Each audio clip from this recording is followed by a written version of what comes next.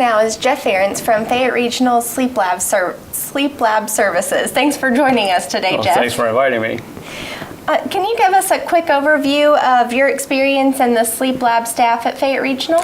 I've recently joined here at Fayette Regional. I have 16 years experience. Prior to that, I had respiratory experience for 13 years, which I started here at Fayette Regional. And then I've traveled around the country at different sleep labs, helping set up, starting sleep labs to joining a team and managing a sleep lab. Awesome. Well, we're excited to have you on board with us. Fayette Regional recently reopened a new sleep lab diagnostic center. Tell us a little more about the upgraded sleep lab and its new features. Our new sleep lab is 4 beds now. We can accommodate 4 individuals with 2 sleep techs during the night. Our beds, we have full beds. There's 3 full beds. They're sleep number beds. And we have 1 smaller bed that can accommodate someone that needs a hospital bed. We have oxygen room in each room in case someone needs oxygen during the night. And very comfortable, real nice rooms. Okay. Can you tell us a little about what a CPAP and a BiPAP are for those that are not familiar with those terms? Yes, CPAP is continuous positive airway pressure, CPAP, or BiPAP or bilevel, which is, again, bilevel therapy. Pressure forced into the airway to keep the airway open. Continuous positive airway pressure is where you breathe in and out against the same pressure to help maintain the airway when you're sleeping. Whenever you're placed on CPAP is because your airway is collapsing, causing a snoring, partial collapse, or a full collapse where there's no air movement at all. And CPAP or BiPAP is used as a splint to help keep the airway open so a person is able to breathe at nighttime as they are during the day. Okay. And who are the typical candidates for a sleep lab? We can range anywhere. We accept 13-year-olds and above. There's no real typical. It's just depending on the diagnosis from the physician. If they come to the sleep lab or to their physician complaining about snoring at nighttime, twitching, not restful sleep, if they're having issues sleeping or staying asleep, frequent wakings during the nighttime, that's reported to the physician, and then they send them over to a sleep lab. So we can do a full night observed, where a sleep tech is observing how they sleep to see if they are pausing and breathing at nighttime, so we can intervene and get them treatment started. Okay. Can these tests be administered at home? There are home studies, but not as direct as an in-house. The home study is used as a screening tool. We can monitor their breathing effort and their oxygen level to see if, in fact, they are pausing and breathing, and then they can come back in for a CPAP or BiPAP treatment, so we can get them treatment right away. Okay, so then what actual tests are performed here on site at the sleep study? We can do a full night. It's called a polysomnogram or a sleep study in short terms, where I observe the brain activity to tell what part of sleep they're in, muscle movement. We can check for restless leg syndrome. There's sensors hooked to the legs for kicking at nighttime, monitoring their oxygen level to see if there's a drop in their oxygen level, breathing effort, see how if they do pause in breathing or shallow breathe, causing their oxygen level to drop. Those studies that we can do here.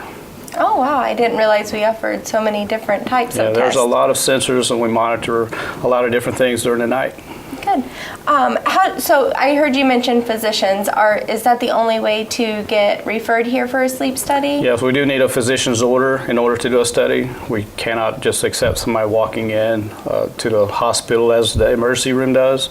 You do need a physician's order because they need to review the medical history to see if they would qualify for a sleep study. Sure. Is this something that insurance will pay for? Yes, most insurances do because it is a medical condition. So our billing department or referral department will call the insurance to verify that it is a covered item, and then get the person to come in. Okay. And how long does a typical test take? Generally, they come in about 8:30, they're in bed by 10, and we run at least a 6-hour sleep study. to determine if they need, in fact, to have a CPAP during the first night. If not, then they would come back for a second night, a full night. Probably 8 to 10 hours is a typical night. Okay. And can they take their regular medications prior to coming in for the test? Yes, a regular medication they can take. If they take a sleep aid or something to help them relax in order to fall asleep, we just ask that they bring it with them so I can observe what type of medicine and the strength, so I can document it on their records so the doctor knows that yes, they did take a sleep aid or not to help them relax. Okay. And can they get up during the study if needed? Yes, there are intercoms in every room. If a person needs out of bed, all they have to do is just call, please, can I get up out of bed, so that I can come in and disconnect a few things, and then they're able to move around freely on their own. They're not restricted to the bed. Okay. Does that interrupt the study at all? No, it does not, because it's common that people do get up, and I don't want them to think that they are not allowed to get up. Right. That's not comfortable. Right. And about how long does it take to get those test results back? Generally 2 weeks. That gives the doctor time to review the study, to determine if everything is complete or if they need to come back for another night study. So generally about 2 weeks. Okay.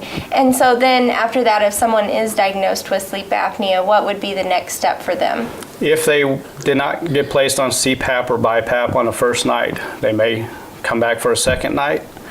We do the study full night with the machine, with the CPAP, and then once the doctor receives the results, he'll send the order to a local medical equipment company, and then they'll get it set up with a CPAP or BiPAP. Okay.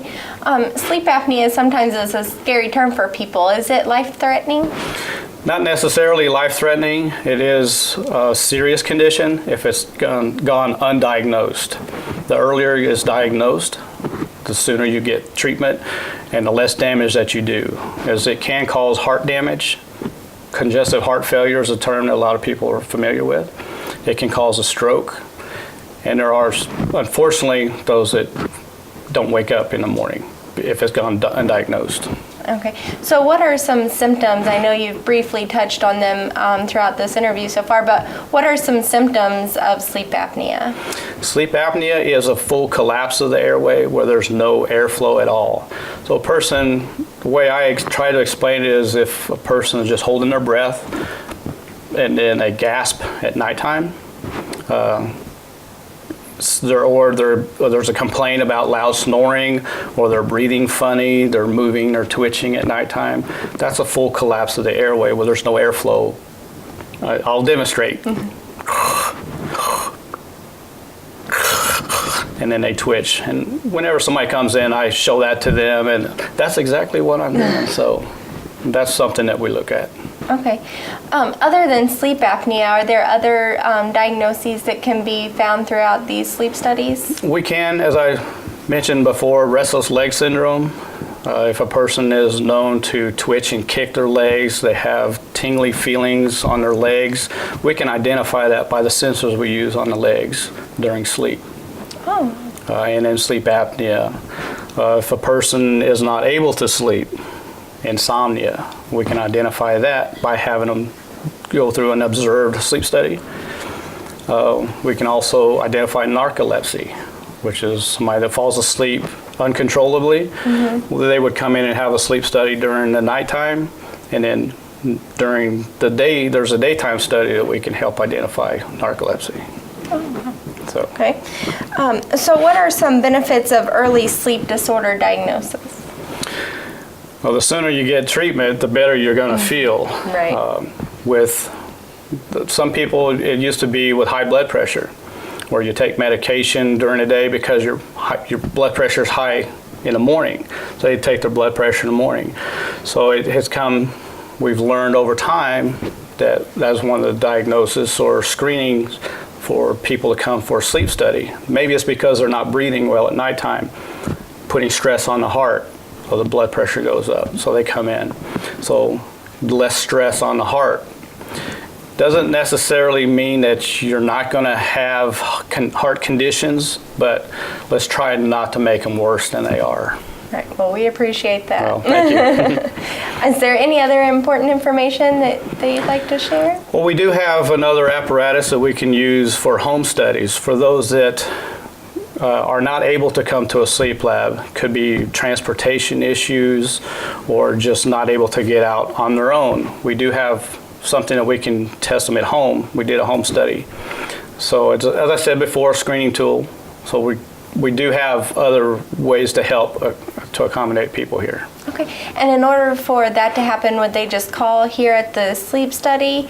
That's another center? thing we also need a physician's order for. Okay. And then we verify the insurance, and the insurance will pretty much tell us if they're qualified for an in-house or observed sleep study, or if they need to have a home sleep study. Oh, okay. Well, thanks for joining us today, Well, thanks for Jeff. having me. No problem. Thanks again. We'll be right back.